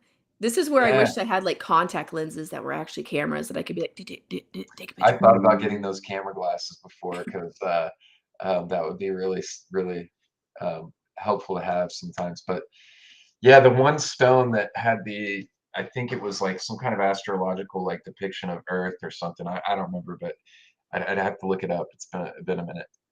But I did sneak a picture of that because I wanted to kind of break it down and look at it later. And like I said, I'm not going to share it. He asked us not to share it. I'm going to respect that. Yeah, he doesn't want anybody to see them because apparently some people have come in and stolen some from him before. And right. But I mean, it almost, I think because of this weird dude, it almost leads more into people thinking it's just a giant hoax. But the thing is Peru has a lot of that going on. You know, from the mummies to these stones to different things where it's like, you know, you kind of exist in this environment where people if people find stuff, they're kind of exploiting it in terms of like, which, you know, I can't necessarily fault someone for where, you know, if you're living in the area where it may be hard to get ahead, you know, or something. But yeah. Well, okay. The other thing is like the Nazca lines that we never talked about within Peru is just, well, like, you know, I've heard about them and I've seen pictures of all of them, but when we actually flew over them, they are really weird, y'all. Like they're just, and for me, the little pictures of, you know, whatever, a spider or whatever, those are cool. But the thing that's like, what is the runways and the giant like triangles, and you're just kind of going, wait, why is this still here? How does this work? Like what is the what? Right. Nazca lines is wild. And you know, and you're up, I don't know how far up in the air we were there. I mean, it's not like we were crazy. No, high. Under 10,000 feet. Right. But you're still high enough that you know, it would be way more impressive to have seen it and then be able to walk out there amongst it, for sure. I understand why they don't let people, but some of those geoglyphs that we were able to kind of walk right up onto in that other area, not Nazca lines, but the other area. Right. Those are supposed to be older than the Nazca lines. But the Nazca lines, and then there was some crazy stuff about the Nazca lines apparently having some sort of magnetic properties to them to where that's how they keep rocks from getting into them. Like if that's true. Oh, magnetic properties, yeah. Yeah, so apparently like they were saying that some lady would go out and start cleaning them and in the 70s, and then she would find like that, like there was some like research paper done on how actually they're self-cleaning because like there's some like where the actual rocks are, they make any piece of iron that goes into it, or like anything that's magnetic goes to the edges of each line. Right. Like, so they kind of self-clean themselves. That's why they're able to get, which I'm like, if that's actually provable, and if that like is, I need to look that up again, my own self, now that I'm saying that, but that's like would be like a crazy, like, what? Like, this is amazing. But I mean, just the scale and where they are and the precision of how could you even make a line that straight? Well, I am going to probably going to try to go back to that area and on our Peru trip in October, which again, if anybody is joining in just now, you can join us on a trip to Peru in October. Links in the description. But I may try to go back out there to the Band of Holes, and I we'll want to be see those right out there by the aquifers Nazca and too. stuff like that. There's a bunch of stuff that we missed while we were out there Yeah, on and also we that tried to area. see some others. We saw some elongated skulls, but we didn't see some other Yeah, ones that were supposed to be open. But then there's certain days that they're closed, right, and right. Yep. I'd love to do that. Yeah, may end up being a whole me down there for another month. But Peru's so full of so many things that it's and I just didn't even like, get to go to Lake Titicaca, which I really want to do this time when we go. you know, Um, I made it to Pumapunka and Tiwanaku and didn't go to Lake Titicaca. I can't remember oh, we had a guy get stabbed right outside my hotel window to death. Did I Ooh, ever tell you about that? Yeah, no, in yeah, Peru. in Bolivia, in La Oh, Paz. jeez, I mean, I heard the guy die. He was screaming right outside my window. you didn't tell me that. Okay, Yeah, that's he got crazy. stabbed to death. It's in one of my videos, like um, not the murder, but the us leaving because it Right. happened at like 4 in the morning, and we were up getting ready to go out and explore. But that set us back, and we had to cancel. Set us back by like an hour or two because the road was like blocked off and stuff. And yeah, so we didn't get to go to Lake Titicaca. We just got to do Pumapunku and uh, Yeah, that's crazy. Chastity, you should go with us. It is safer in numbers, you guys. And like I was even telling him the last time, like I got bit by a dog in Peru, but it was just like it's kind of nice to be with a crowd so that you don't have those kinds of things to worry about. yeah, Cusco is a much different field than La Paz in Bolivia, I would say. Yeah, Cusco's safer. Yeah, Cusco's safe. Even when I've we went to the never, Band of Holes, though, that was not safe. Like there's like a little bitty town that's like they don't think there's electricity, and they're all yeah, we like were watching off-roading you. there. Yeah, yeah, but I'd love to go back to Bolivia in that area there, but also on the Peru side, where what's the gate there that that's Amara Muru. yeah, and like to see that and other And things there's around also there. Killingsworth. It's not Killingsworth. It's like Killing Kuka, some other word I can't say that Santos will probably tell me what the name of it is. Um, Yes. uh, yeah. Like there's some really cool stuff of interest that I want to see around that area that I haven't got to explore yet. Anyway, but yeah, like back to like of places I've ever gone, Peru is the one that has the most highest concentration of high strangeness, where you're kind of going like, yeah, like you know, the Greek gods did not cover up their summer home, I guess, or whatever went on. Like I don't know. The cool thing about Peru is you can just get to everything so easily. I mean, even Machu Picchu, catching the train out there and staying in Aguas Calientes and on the trip that we're doing, we'll be in Aguas Calientes for 2 days, 2 days at Machu Picchu to be able to explore the Machu Picchu, which I think is good. You know, the other time that I've went, I did it in one full day, and um, and you've been right, To where? Machu Picchu. Oh yeah, yeah, yeah. Yeah. Did you get your passport stamp there? Yeah, but I just went like I went in 2017 and then I went again like last month. And Yes, man, Portugal. Sorry. they are so uh like more strict than they used to be. Really? Like you have to go in like there's a certain route you have to take. You can't just go willy-nilly. Like when I went in 2017, I was like laying on everything Yeah, and yeah, yeah. rubbing everything. Maybe that's why they now have ropes on everything. You're Well, very funneled into where you can go, how you can go, what you can I've see. noticed most places have these.